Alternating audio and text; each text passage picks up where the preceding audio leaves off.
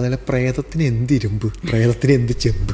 ആദ്യമൊക്കെ ഞങ്ങൾ കേട്ടുള്ളത് ഇരുമ്പ് കൈ പിടിച്ചാൽ കാട്ടിലൊക്കെ പോകുമ്പോഴേ ഇരുമ്പ് കൈ തന്നു വിടും. ഇരുമ്പ് കൈ പിടിച്ചാൽ കയറൂല നമ്മളെ മേത്തോട്ട് എന്നാ പറയുക. അങ്ങനെയൊക്കെ ഞങ്ങളുടെയൊക്കെ ചെറുപ്പത്തിലുള്ളൊരു വിശ്വാസം. അപ്പോൾ അങ്ങനെ ഒക്കെ ഒരു അയൺ ഗുളി കഴിച്ചാൽ പോലെ എന്നാ. അല്ല, ഈ കത്തിയൊക്കെ തന്നുവിടുക.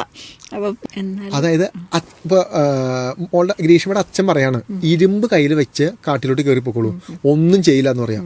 തിരിച്ച് ഒരു പള്ളിയിൽ അച്ഛൻ വന്നിട്ട് പറയാം, അതല്ലെങ്കിൽ ഒരു അങ്ങനെ നിൽക്കുന്ന ഒരാൾ വന്നിട്ട് പറയാം, അതേ ഇരുമ്പ് വയ്ക്കുന്നതൊക്കെ നല്ലതാണ്, പക്ഷെ ഇരുമ്പിനേക്കാളും പവർഫുൾ ചെമ്പ് കയ്യിൽ വയ്ക്കുന്ന എന്ന് പറഞ്ഞു കഴിഞ്ഞാൽ വിശ്വസിക്കില്ലേ?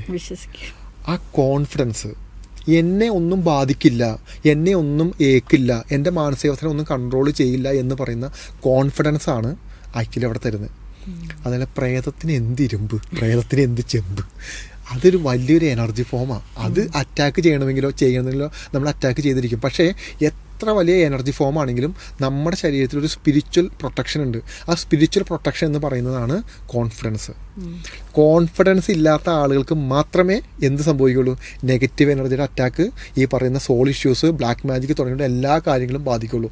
അപ്പോൾ ചോദിക്കും അതെങ്ങനെയാണെന്ന് ചോദിക്കും. എന്ന് പറഞ്ഞു കഴിഞ്ഞാൽ